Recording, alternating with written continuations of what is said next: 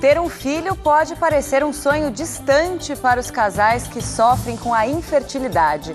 A situação se complica por causa do alto custo do tratamento, que supera os R$30 mil em clínicas particulares.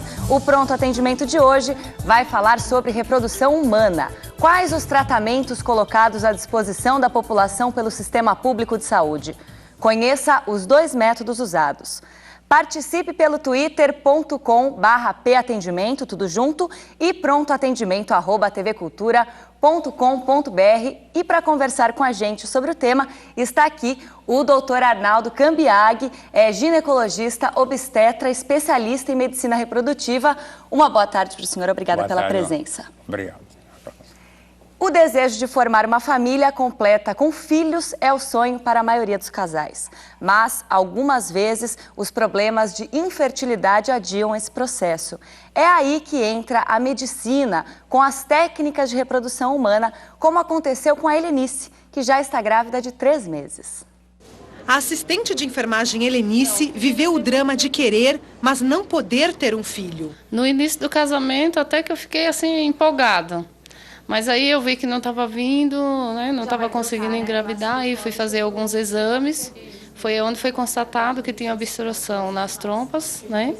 E eu fiquei assim com aquela interrogação. Aí fui em busca do que poderia estar acontecendo e como poderia ter uma solução, né? Helenice foi buscar o tratamento no grupo de reprodução humana da Unifesp, a Universidade Federal de São Paulo, onde realizou a fertilização in vitro. Você pode encontrar, o casal pode encontrar em São Paulo alguns serviços, e o do Hospital São Paulo ele é subsidiado pelo SUS. Então, o que significa? Não é totalmente gratuito. A paciente precisa pagar o material de laboratório nos casos de in vitro, pagar as medicações no caso de hormônios. Então, o tratamento vai depender de cada situação, de cada casal. E pode variar, a depender da necessidade hormonal da mulher, aí pode variar de 3 a 11 mil, o que fica não gratuito, mas bem mais em conta do que é trabalhado numa clínica particular. Que é em quanto mais ou menos a particular? Isso pode variar acima de 17 até 50 mil reais. Depois de 1 mês e meio de tratamento, o sonho de Helenice virou realidade e atualmente ela já está no 3º mês de gravidez. É poderoso você saber que você pode gerar, né? Tá vendo alguém crescendo bem e aquela ansiedade do marido do lado, aquela preocupação. Ele está muito ansioso. Engraçado que parece que ele está grávido também. Segundo a Organização Mundial da Saúde, a OMS, 15% dos casais sofrem com a infertilidade. No Brasil, a estimativa é de que 278 mil tenham dificuldades para gerar filhos. Doutor, como esses casais podem contornar esse problema? Toda vez que houver alguma dificuldade em engravidar, é muito importante que ela comece a sua pesquisa com um ginecologista que fará os primeiros exames, avaliar não só a fertilidade do homem, como a fertilidade da mulher. Os dois devem ter a sua pesquisa andando em conjunto. Então, esse caso, esse vídeo que foi mostrado agora na TV, é um caso bastante interessante de uma mulher que tem obstrução tubária. A obstrução tubária impede o encontro do óvulo com o espermatozoide. Então, essa fertilização não pode ocorrer dentro do organismo. Ela tem que ocorrer em laboratório, in vitro.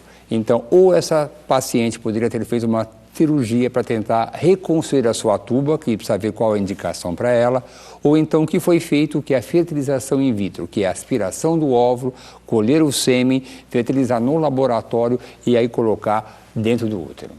Certo. E quais são as principais causas de infertilidade, doutor Arnaldo? A gente pode dividir as causas entre as causas masculinas e as causas femininas. As causas masculinas que devem ser sempre pesquisadas se avalia pelo espermograma. Então, o homem faz um exame muito simples, que é colher o esperma, se avaliar a sua concentração, a sua motilidade, o seu formato e ver se ele é normal. Se estiver normal, podemos, numa primeira fase considerar que esse homem é fértil. Existem exames mais sofisticados, mas que são indicados em situações específicas. Na mulher é um pouquinho mais detalhado, um pouquinho mais complicado, porque deve-se avaliar, em primeiro lugar, avaliar a anatomia dessa mulher, se ela tem alguma obstrução tubária, se ela tem algum septo uterino, um mioma que possa impedir. Então ela deve fazer um exame chamado histerosalpingografia, que é um raio-x que se injeta um contraste pela vagina, pelo útero, ele vai para as tubas e se observa se o caminho entre o óvulo e o espermatozoide estão livres. O outro detalhe é avaliar a parte hormonal, a parte ovulatória. Essa mulher ovula adequadamente, ela tem óvulos de boa qualidade, então se faz uma pesquisa hormonal, se faz até mesmo um ultrassom para avaliar se tem ovário policístico ou não, e ver outras coisas que podem interferir na qualidade da sua ovulação.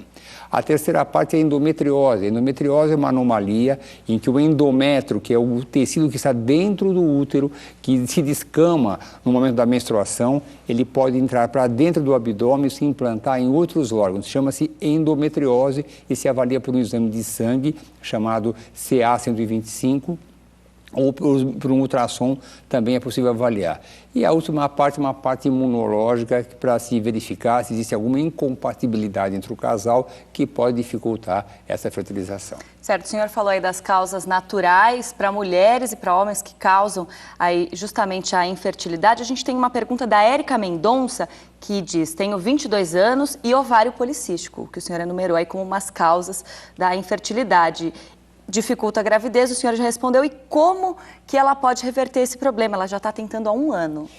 É necessário que se faça uma avaliação hormonal. Então, existem causas que levam ao ovário policístico. Primeira coisa, ver a obesidade. Mulheres que são mais obesas têm dificuldade em ter uma ovulação adequada e formam ovários policísticos. Então, ela deve avaliar se existe alguma resistência à insulina, como fosse algo ligado a diabetes, que se vê por um exame de sangue. Se ela for um pouco mais gordinha, emagreça, que isso faz melhorar. Então, é importante que ela faça um acompanhamento rigoroso dos seus hormônios e que, dessa maneira, induzindo a ovulação com medicamentos adequados, ela pode conseguir uma ovulação correta, boa e conseguir a sua gravidez. Ainda falando sobre problemas naturais do corpo aí, que prejudicam a fertilidade humana, o Adalberto de Osasco, que mora aqui na Grande São Paulo, ele pergunta: quando o marido e a esposa têm problemas de infertilidade, tem alguma solução? O casal ainda pode ter filho com algum tipo de tratamento? Olha, hoje dificilmente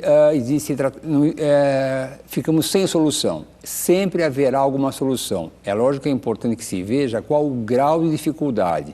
Se houver espermatozoides, seja lá qual for a quantidade, você poderá ter filhos através de uma técnica de fertilização mais simples ou mais sofisticada, como o ICSI. E se a mulher tiver óvulos e tiver útero, poderá também ter os seus filhos. É claro que é necessário que se avalie qual o grau de dificuldade para que a gente possa identificar qual a melhor técnica para se conseguir a gravidez. Eu posso dizer, em resumo, que hoje em dia a gente consegue resolver praticamente 95% dos casos de infertilidade. Por qual a técnica, eu não posso dizer qual vai ser, mas deve ser estudado cada casal para se ver qual que é a melhor maneira de se conseguir a gravidez. Muito bem. Mito ou verdade? Vamos ver.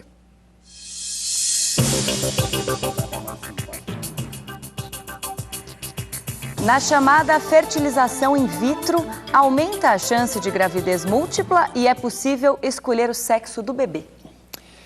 Essa pergunta é muito interessante, é muito importante. Em primeiro lugar, a gestação múltipla era no passado muito comum. Hoje em dia, com as novas regras, conseguimos controlar muito bem. Por quê? Porque a lei e a ética determinam o seguinte: uma mulher até 35 anos, ela pode colocar no seu útero no máximo 2 embriões.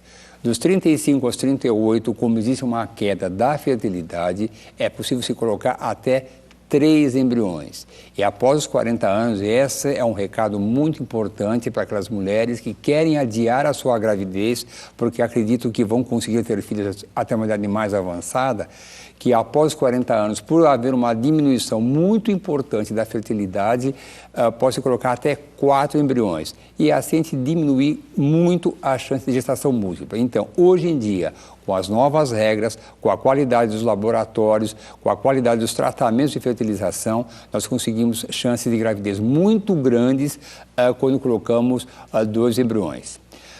Que a gestação de múltipla fica muito mais improvável. Em relação à escolha do sexo, essa pergunta é extremamente interessante e importante. Tecnicamente, até é possível, através de um exame chamado PGD, um exame cromossômico dos embriões. Tecnicamente, sim, mas não é permitido pela lei e pela ética que isso se faça. Então, não se faz um tratamento de fertilização com esse objetivo. Certo. Já que a gente está falando de fertilização in vitro, como é que ela é feita? É a pergunta da Luciana de São Bernardo do Campo. A fertilização in vitro é sempre feita no laboratório. Ela é in vitro no laboratório. Esse nome in vitro é uma coisa antiga que permanece até hoje, mas ela é feita no laboratório. E como é feito? A mulher recebe alguns hormônios que estimulam o seu ovário para que a gente possa ter mais óvulos disponíveis para que sejam fertilizados. Porque todo mês a mulher tem um único óvulo, só um óvulo, e um único óvulo é muito pouco para que alcancemos os resultados desejados. Então damos alguns hormônios para estimular para que ela tenha 4, 5, 6, 8 óvulos no máximo, e eles possam ser retirados e encaminhados ao laboratório. No mesmo momento, o homem colhe o seu sêmen. Se ele tiver um sêmen de boa qualidade, pela masturbação ele é colhido e também encaminhado ao laboratório. Esses gametas, o óvulo e o espermatozoide, são colocados em contato, ou pelo que a gente chama FIV clássico, nós deixamos em contato e a natureza espontaneamente fertiliza esses óvulos. Ou, em casos específicos, quando houverem poucos óvulos, quando tiver poucos espermatozoides, nós injetamos para a técnica de ICSI um espermatozoide para cada óvulo e conseguimos assim um número de embriões satisfatórios. Esses embriões são desenvolvidos no laboratório no período de 3 a 5 dias e depois são transferidos para o útero dessa mãe, dessa futura mãe, num número que vai variar de 2 a 4, dependendo da idade que ela tiver. Muito bem, e agora que o senhor explicou como é feita a fertilização in vitro, o André de São Roque ele quer saber em que casos que ela é recomendada. Basicamente são, quando a mulher tiver uma obstrução tubária, isso é, não é possível o encontro do óvulo com o espermatozoide dentro do útero, quando ela tiver problemas de ovulação inadequada, que você não consegue um óvulo de uma maneira adequada, um problema ovulatório importante, como o próprio ovário policístico, que foi falado agora há pouco tempo, que não responde bem à medicação. Quando ela tiver aderências internas, você tem endometriose, um processo inflamatório que impediu que a tuba captasse o óvulo. Quando tiver problemas imunológicos graves, ou então para aquele homem que tem pouca quantidade de espermatozoides, ou homens vasectomizados, que é uma pergunta muito frequente, se homens vasectomizados conseguem ter filhos depois da vasectomia? Sim, eles conseguem. Nós podemos captar os seus óvulos do epidídimo, seus espermatozoides do epidídimo, que é a porção externa do testículo, levar para o laboratório, fertilizar e colocarmos esse embrião no útero da mãe. Então, sempre é possível se realizar, mesmo homens que têm pouca quantidade de espermatozoides. Certo. O senhor já praticamente respondeu aqui a pergunta da Elaine da Conceição. Ela tinha dúvidas justamente sobre vasectomia. Ela diz que o namorado dela tem 35 anos e 2 filhos, um de 11 e um de 15. E fez a vasectomia quando tinha de 29 para 30 anos. Ela tem 26 e é saudável. Qual é a chance de ela engravidar dele? Seja por qualquer método. O médico que ele foi disse que depois de um tempo os testículos param de produzir o espermatozoide. Ela quer saber se é verdade e ela diz que ele disse também que se meu namorado revertesse a vasectomia, as chances de engravidar seriam praticamente nulas. Ela quer saber o que ela faz. Não é verdade. Os testículos não param de fabricar espermatozoides. Temos na clínica do IPGO casos de mais de 20 anos de vasectomia e foi possível que os espermatozoides fossem retirados do testículo, do epidídimo no caso. A reversão da vasectomia é considerável, viável, até 5 anos. Não é que depois desse tempo não se fabrica mais espermatozoides, é que depois desse tempo se formam anticorpos que dificultam a fertilização espontânea. Então, dentro de algo equilibrado e sensato, após 5 anos, recomenda-se que se vá direto para a fertilização in vitro.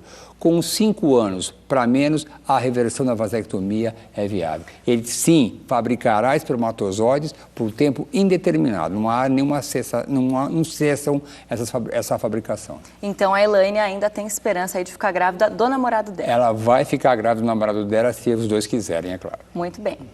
Já voltamos com mais perguntas e respostas sobre reprodução humana. Mande suas dúvidas para a gente. Estamos de volta com o Pronto Atendimento. O tema de hoje é reprodução humana. Quem está tirando as dúvidas é o Dr. Arnaldo Cambiaghi, ginecologista obstetra e especialista em medicina reprodutiva. A gente tem agora a pergunta de uma telespectadora.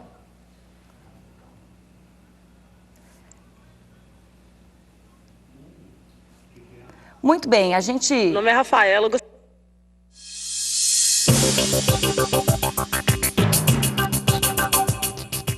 Mito ou verdade? Nos últimos anos tem sido constatada uma diminuição progressiva na quantidade e qualidade dos espermatozoides, células germinativas masculinas. Mito ou verdade, doutor? É verdade, não só na parte masculina, como na parte feminina, tem se observado a diminuição da fertilidade. É muito comum aos casais me perguntarem: doutor, eu tenho observado tantas amigas minhas, tantas pessoas com problemas de fertilidade, por que isso? Existem 2 lados. Em primeiro lugar, que graças a programas como esse daqui, que divulgam como uma coisa importante, como uma coisa tratável, e passa-se aquela parte que seja muito deprimente, não conseguir ter filhos, isso facilita a comunicação entre as pessoas. Então, essa parte de comunicação a mídia está sempre informando todos aqueles como é que se trata, isso ajuda muito os casais a se comunicarem entre eles. E a outra dificuldade que se existe é o meio ambiente, a poluição, a alimentação. Então, algumas publicações já foram feitas comparando a alimentação, por exemplo, de homens férteis com homens inférteis. E vê que essa alimentação do homem infértil está carregada de carne, leite, que hoje em dia tem muito hormônio envolvido. Então, hoje em dia, existe um aumento da infertilidade, não só do homem e da mulher, mesmo em casais jovens. Eu digo isso porque hoje em dia a preocupação nossa é que cada vez mais mulheres mais velhas querem ter filhos numa fase muito avançada e acham que a sua fertilidade será sempre preservada para sempre. É um problema que nós temos hoje em dia com a busca da gravidez de idade mais avançada, mas a poluição e a alimentação têm contribuído muito com a diminuição da fertilidade para o homem e para a mulher. Agora a gente tem uma pergunta sobre fertilidade feminina. A Isabel Pereira de Peruíbe, no litoral de São Paulo, quer saber se é verdade que a mulher, depois de ter um filho através de reprodução assistida, se torna fértil e passa a ter filhos naturalmente. Isso não é verdade. Existem alguns casos, quando esse casal não tem nenhum problema que se observa, nem nada grave, não consegue engravidar, faz uma fertilização in vitro e engravida. É claro que existe aí um componente emocional, um componente psicológico. Então, aquele casal, quando quer muito, está tenso, pode ter alguma dificuldade maior, desde que não tenha nenhum problema orgânico. Esse casal que já engravidou por uma fertilização in vitro, depois esquece, não se preocupa mais com isso, ela está envolvida com o bebê, relaxa, então o componente emocional deixa de existir. Aí ela engravida, mas isso não é uma rotina, não é uma coisa que acontece sempre, são eventualidades. Temos muitas histórias assim, mas não podemos colocar como regra, se fizer fertilização inicialmente, depois haverá um filho naturalmente, isso não é verdade. A despreocupação acaba até ajudando aí no organismo. Relaxa, né? E ajuda mais a conseguir a gravidez. Vamos a uma pergunta que vem das ruas de Belo Horizonte com imagens da Rede Minas. Meu nome é Rafaela, eu gostaria de saber se eu tenho que tomar o anticoncepcional no início da menstruação ou no final. E aí, doutor? Os anticoncepcionais, de um modo geral, devem ser iniciados no primeiro dia da menstruação. Alguns começam até o 5º dia, é variável, mas jamais no final do ciclo menstrual. Se você começar a tomar muito no fim do ciclo, você pode ter engravidado, mas a maioria deles deve ser iniciada no primeiro dia da menstruação. Certo.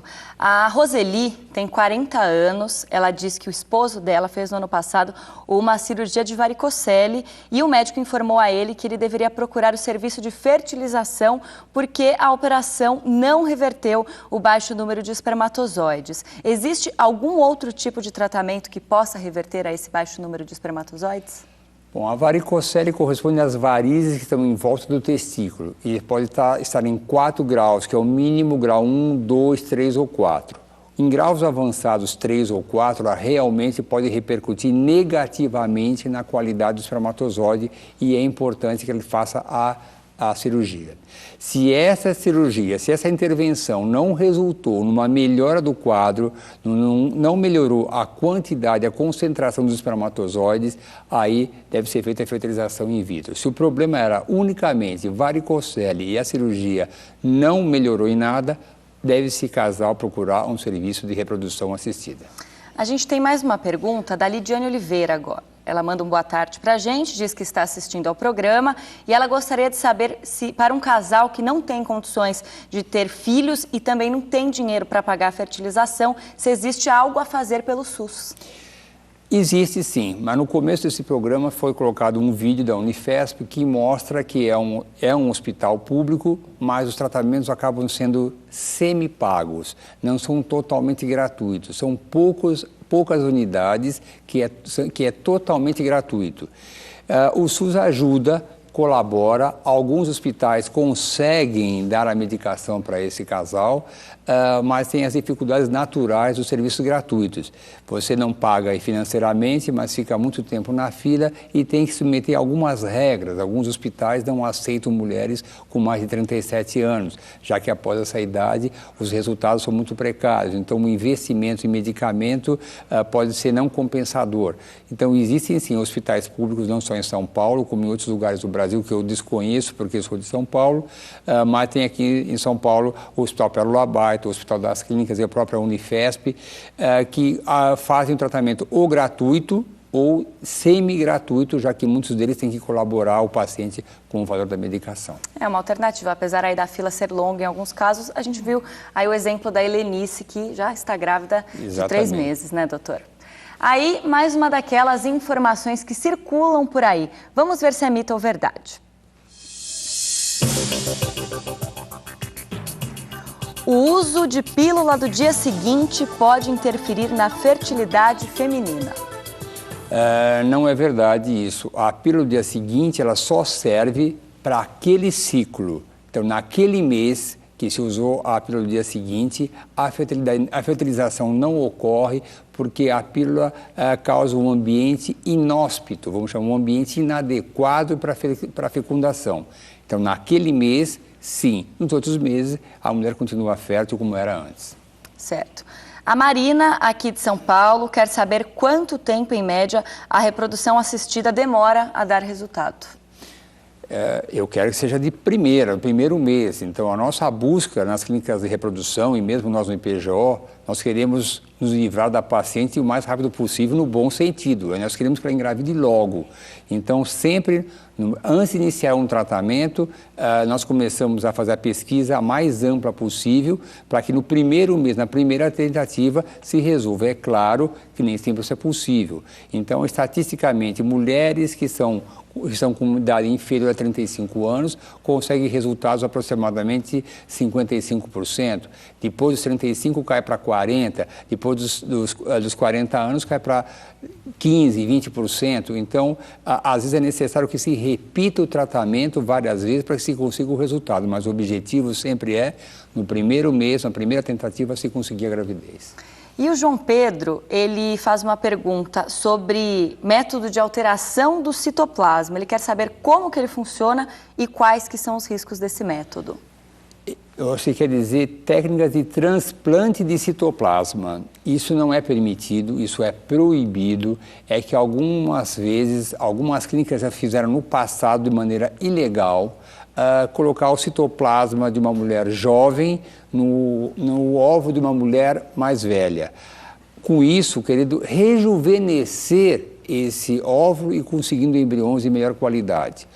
Isso não é correto, não é ético, porque esse embrião vai acabar carregando os genes de uma mulher que é a mãe, do pai e dessa que doou o citoplasma jovem. Então ela vai ter 3 cargas genéticas, por isso essa técnica não é permitida. Foi testado, é possível algo em animais, já foram feitas, mas no ser humano, no nosso país, isso não é permitido. Proibido, então. E tem mais uma pergunta. A Jussara, ela quer saber qual o fluxo pelo SUS para se realizar um tratamento de fertilização humana. O senhor já disse que a procura é alta, às vezes a fila é muito longa. Ela quer saber mais detalhes aí sobre quanto tempo, em média, a pessoa tem que esperar para conseguir essa fertilização gratuita.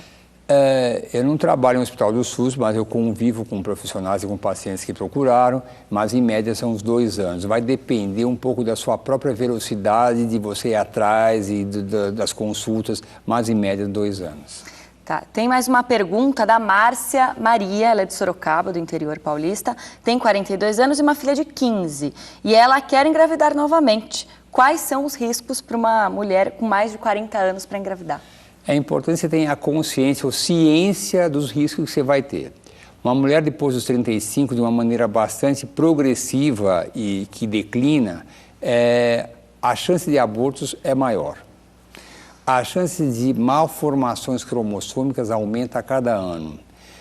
Riscos existem, então proporcionalmente, se eu comparar dos 30 anos com os 42, o aumento de índice de malformações duplica ou triplica. Isso não quer dizer que você não possa engravidar, mas você deve ter conhecimento que as chances aumentam, não só do aborto, como malformação, e a sua própria chance de engravidar é muito menor do que você teve no passado.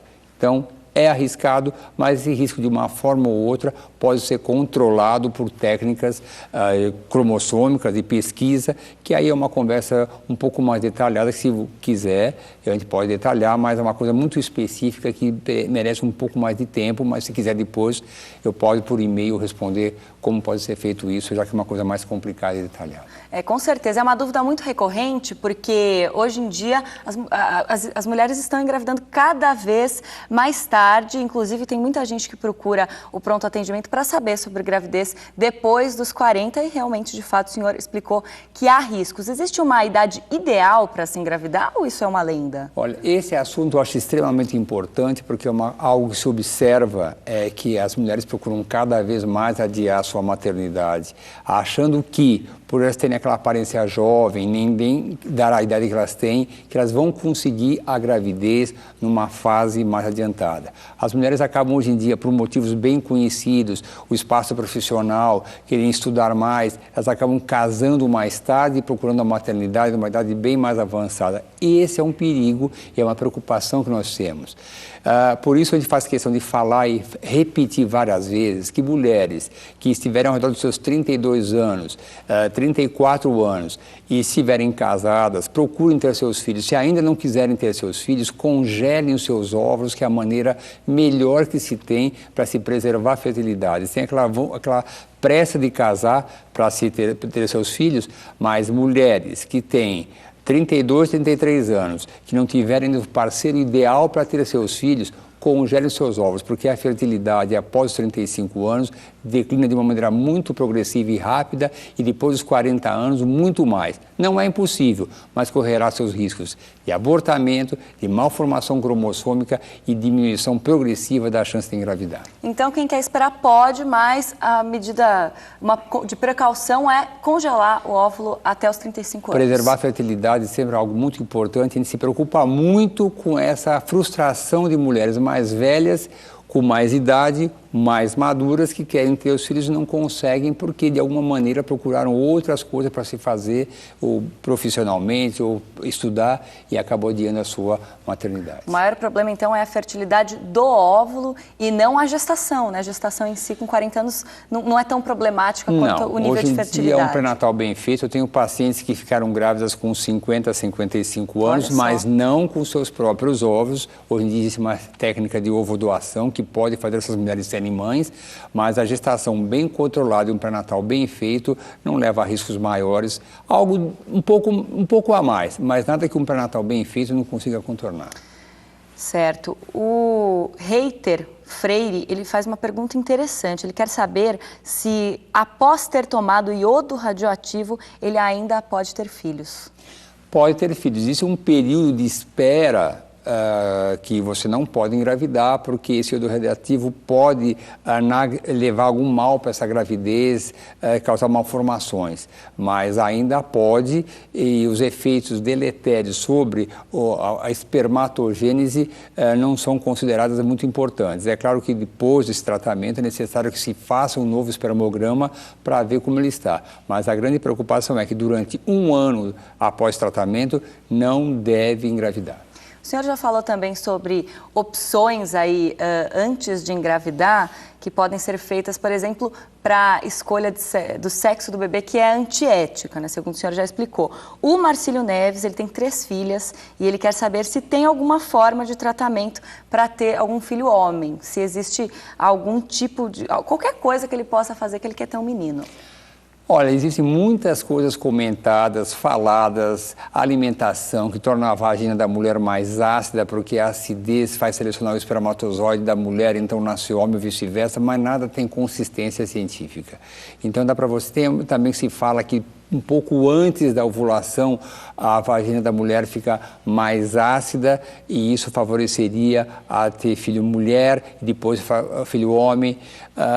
Mas o que a gente observa com todas essas possibilidades é que quem manda mesmo é a mulher, porque a acidez, o pH vaginal é que vai decidir qual espermatozoide é que vai fertilizar o óvulo, já que a mulher é XX, o homem é XY. Se entrar o espermatozoide X, é uma menina. Se entrar o espermatozoide Y, será um homem. Mas quem é que decide qual que vai entrar? A mulher. São muitas as dúvidas, doutor, eu agradeço a sua presença e espero que a gente possa se ver numa próxima. Eu agradeço a oportunidade e espero que tenha esclarecido aquilo que eles queriam saber, mas fico à disposição através do e-mail para continuar os esclarecimentos que desejarem. Muito obrigada. O Pronto Atendimento fica por aqui. Agradecemos a presença do doutor Arnaldo Cambiaghi, ginecologista obstetra, especialista em medicina reprodutiva. Na segunda-feira, vamos falar sobre Previdência Social. Mande já as suas perguntas. Um bom fim de semana para você.